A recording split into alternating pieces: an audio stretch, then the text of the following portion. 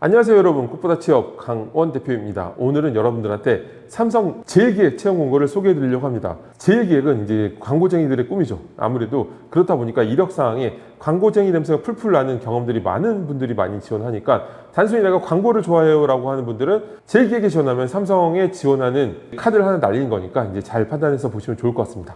2025년이 정말 힘든 시즌이에요. 대체 왜 취업이 역대급으로 힘들고 대응 방안이 뭔지는 위에 영상 링크 보시면 아실 것 같고요. 여러분들이 상담에 오시면 직무 설정, 방향성 설정, 대체 내 스펙을 어느 정도 기억할 수 있는지, 내 자수 상태가 지금 얼마나 형편없는지 명확하게 제가 알려드릴 테니까 상담에 꼭 오시면 좋을 것 같습니다. 여러분들의 구독과 좋아요가 저한테 큰 힘이 되니까 구독, 좋아요 꼭 부탁드리겠습니다. 제일기획 어떤 회사일까요? 이제 대응기획과 현대차 그룹의 이노션, LG그룹의 HS 에드와 함께 대한민국을 대표하는 메이저 광고회사입니다. 광고 쪽에 지원하신 분이라면 설명을 드릴 필요가 없을 정도의 기업이기 때문에 넘어가도록 하고요. 이번 직무가 기획, 플랫폼 기획, 데이터 기획, 그리고 제작, 소프트웨어직이 있습니다. 자, 자소 항목을 보도록 하겠습니다. 삼성그룹은 일단 모든 계열사가 1, 2, 3번 항목이 있어요. 그리고 이제 4번 항목이 있는 계열사가 있고 없는 계열사가 있는데, 일단은 공통 항목인 1, 2, 3번을 설명드리겠습니다. 첫 번째, 삼성을 지원한 이유와 입사 후 회사에서 이루고 싶은 꿈을 기술하는 항목입니다. 자, 이거는 지원 동기하고 포부를 같이 쓰는 건데, 근데 700자잖아요. 700자가 아니라 1000자더라도 저는 마찬가지인 게, 원래 지원 동기하고 포부를 같이 쓸 때는 직무 지원 동기를 생략하면 돼요. 원래는 지원 동기가 기업 지원 동기와 직무 지원 동기가 있고 입사 후 포부가 있는데, 입사 후 포부가 직무에 대한 커리어 플랜이잖아요. 직무에 대한 커리어 플랜이기 때문에 직무 지원 동기는 뭐예요? 이런 커리어 플랜이 있기 때문에 이 직무에 지원하는 동기가 되는 거거든요. 두 개가 어느 정도 맞물리기 때문에 기업 지원 동기만 소제목으로 적고, 그 다음에 입사 포부를 작성하시면 됩니다. 기업 지원 동기는 내가 이 회사를 지원할 때 프라이드를 가질 만한 부분을 명확하게 적는 거예요. 그리고 한 3문장 정도가 적절한데, 거기에는 명확한 구조가 있습니다. 바로 삼성 안에 이런 부분에 함께하고 싶어 지원하였습니다 하고 두 갈식으로 바로 던지고, 일단은 내가 동기를 나타내는 거니까 나의 의지를 나타내려면 선언을 해야 되잖아요. 선언을 바로 하고, 그 다음에 두 문장을 뭘로 하느냐, 총론과 강론으로 들어가면 좋을 것 같아요.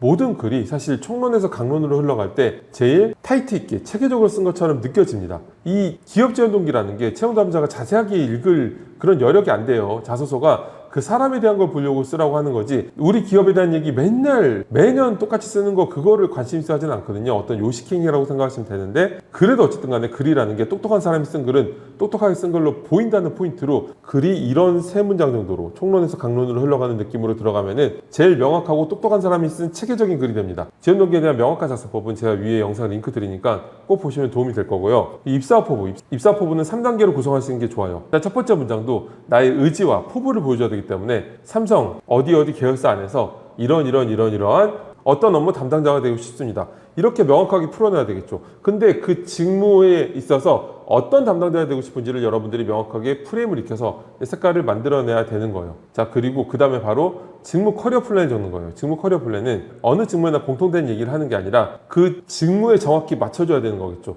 그냥 뭐 팀 구성원으로서 화합하고 신입으로서 뭔가 열정을 발휘하고 이런 얘기를 적는 게 무슨 의미가 있겠어요. 여러분들이 지원하는 직무에 대해서 A라는 업무를 이렇게 하다가 나중엔 이런 것까지 하고 싶다라는 얘기를 한 3문장 정도 풀어내면 돼요. 직무에 대한 관심도와 전문성을 표현할 수 있게끔.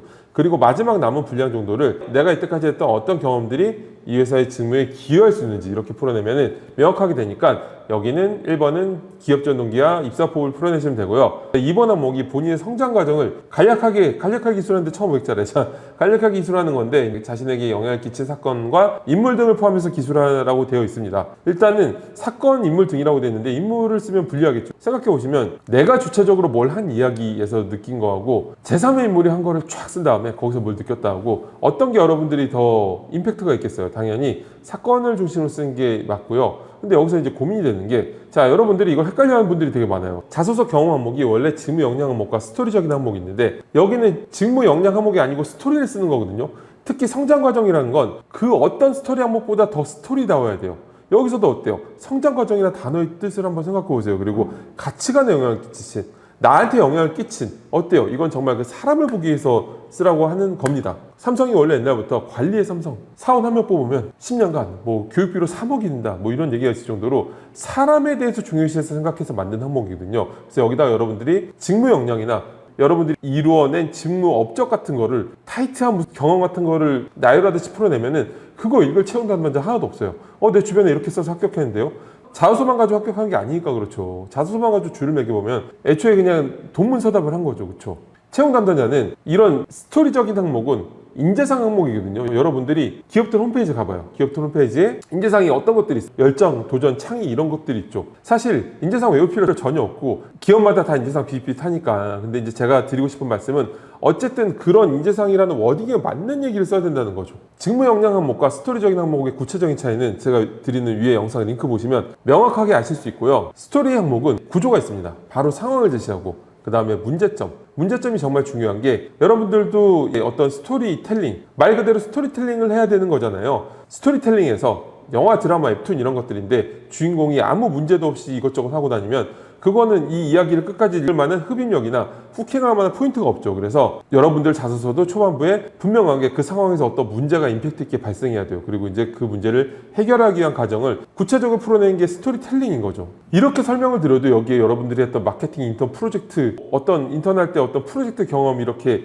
보고서처럼 쓰는 애들, 경험 나열할 쓰는 친구들은 스토리텔링이라는 말의 뜻이 뭔지부터 한번 생각해 보세요. 어느 게 맞는 얘기일까요? 채용 담당자는 과연 이 짧은 기간 안에 어마어마하게 많은 자소서를 봐야 되는데 여러분들이 업적을 나열하듯이 써버리면은 마치 위인전에 국사책의 인물들 업적 외우듯이 봐야 되는데 그걸 볼 수 있을까요? 안 보는 거예요. 그러니까 여러분들이 읽을 만한 자소서를 쓰려면 스토리텔링을 하셔야 되는 게 맞고요. 그러면 스토리텔링이란 개념 안에서 성장 과정을 예를 들어 볼게요. 성장 과정은 유일하게 20대 이전 얘기를 써도 되는 항목이거든요. 그렇다고 너무 어릴 때 얘기 쓰면은 또 막상 또 늘려고 하면 또 유치해요. 쓸 때는 몰입해서 쓰는데 유치하게 되니까 너무 어릴 때 얘기도 말고 그렇다고 또 직무랑 바로 연결 짓는 것도 아니에요. 직무랑 연결돼서 쓰려고 하지 말고 정말 그 사람 자체에 대해서 알고 싶어서 쓰라고 하는 거니까 여러분들이 가장 좋은 포인트는 도전을 통해서 성장한 과정. 이게 제일 중요하죠. 그래서 여러분들 실제로 어떤 기업에 원서 넣을 때 원서 넣다 보면은 지원 동기하고 성장 과정을 연결해서 쓰라는 해설도 되게 많아요. 그러면 어때요?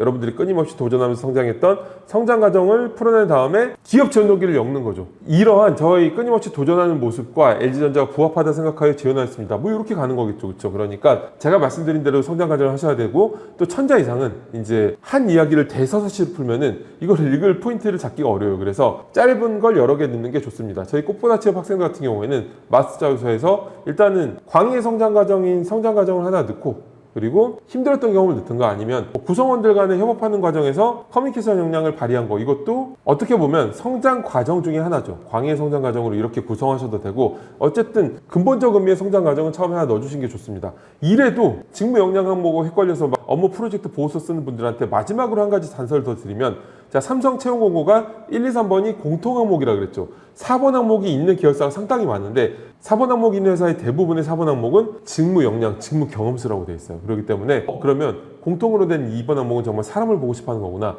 명확한 증거죠. 자, 그래서 주변에 그렇게 안 써서 합격했는데요. 이런 일반화의 오류를 생각하지 말고 그냥 말 그대로 맞는 걸 씁시다. 자, 3번 항목이 이제 사회 이슈 중 중요하다고 생각하는 한 가지를 선택하고 이에 관한 자신의 견해를 서술하는 항목인데 이런 항목은 구조가 명확합니다. 다만 이제 이런 항목을 쓸 때 경영지원본부나 뭐 인사 재무 이런 분들은 꼭 그 업계를 생각하지 않고 써도 돼요. 뭐 인사본부라면은 뭐 최근에 뭐 노동법 관련된 이슈, 뭐 법 개정 이런 걸 써도 무방하고요. 재무 보면 국제 뭐 회계 기준 뭐 변경 뭐 이런 걸 써도 되고 뭐 재무 환경, 인프라 이런 걸 써도 되는데 근데 여러분들이 이런 스텝 업무가 아니라면은 업계 얘기를 쓰는 게 맞겠죠. 자, 그러면 이 글을 쓰는 구조는 어떻게 되냐면 첫 문장에 바로 이슈로 들어가는 거예요. 두 가지로 나오지 않으면 대체 이 친구 뭘 쓰려고 하는 걸까라는 고민을 하게 만들면 읽기 싫겠죠. 그래서 바로 이슈로 들어가는 겁니다. 최근 뭐 땡땡 업계에서는 이런 부분이 화두가 되고 있습니다. 그 다음에 이제 천자니까 그게 이슈가 되고 있다는 걸 입증할 만한 대체 얼마나 이슈가 되고 있는지를 풀어내는 어떤 사례들을 뭐 미국에서는 어떻고 유럽에서는 어떻고 최근 한국에서는 어떻고 이런 식으로 풀어낸 다음에 두세 문장 풀어내고 그 다음에 이런 식으로 글이 가버리면 읽을 포인트가 없죠. 그래서 이쯤에서 또 문제점을 주는 거예요. 하지만 이런 부분은 여전히 업계에서 과제로 남아 있습니다. 미션으로 남아 있습니다. 한 다음에 여러분들이 지원하는 회사가 이러한 과제를 풀어내기 위해서 어떻게 해야 되는지 자, 이런 구조로 풀어내면은 명확하게 멋진 글을 만들 수가 있습니다. 자, 여러분 이번에 제일기획 공고를 같이 봤는데 여러분들이 진정한 광고인이 되기 위해서 좁은 문이지만 이 문을 통과할 수 있는 좋은 기회가 생겼으면 좋겠습니다. 이걸로 마치겠습니다. 감사합니다.